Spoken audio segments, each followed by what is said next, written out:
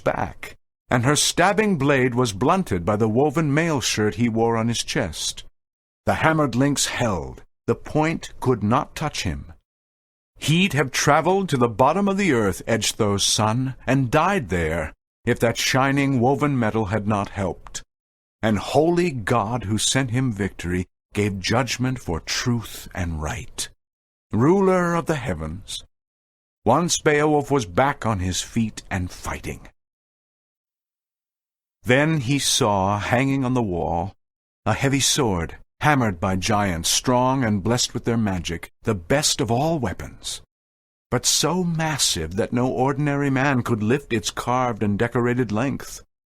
He drew it from its scabbard, broke the chain on its hilt, and then, savage, now angry and desperate, lifted it high over his head and struck with all the strength he had left, caught her in the neck and cut it through, broke bones and all.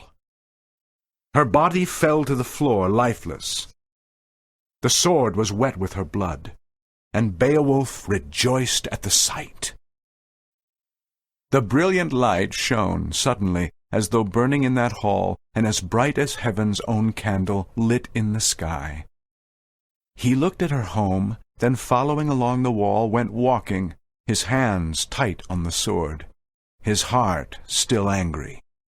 He was hunting another dead monster, and took his weapon with him, for final revenge against Grendel's vicious attacks, his nighttime raids over and over, coming to Heorot when Hrothgar's men slept, killing them in their beds, eating some on the spot, 15 or more, and running to his loathsome moor, with another such sickening meal waiting in his pouch. But Beowulf repaid him for those visits, found him lying dead in his corner, armless, exactly as that fierce fighter had sent him out from Heorot, then struck off his head with a single swift blow. The body jerked for the last time, then lay still. The wise old warriors who surrounded Hrothgar, like him staring into the monster's lake, saw the waves surging and blood spurting through.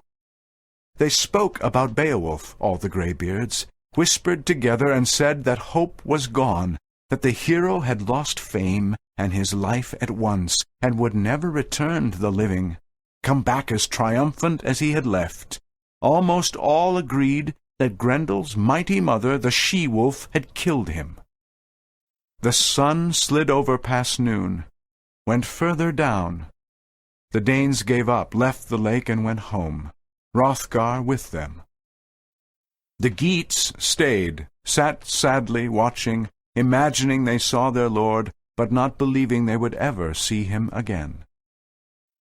Then the sword, melted, blood-soaked, dripping down like water, disappearing like ice when the world's eternal Lord loosens invisible fetters and unwinds icicles and frost as only he can, he who rules time and seasons, he who is truly God.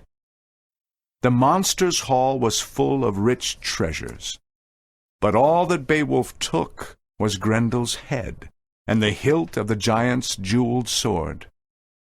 The rest of that ring-marked blade had dissolved in Grendel's steaming blood, boiling even after his death.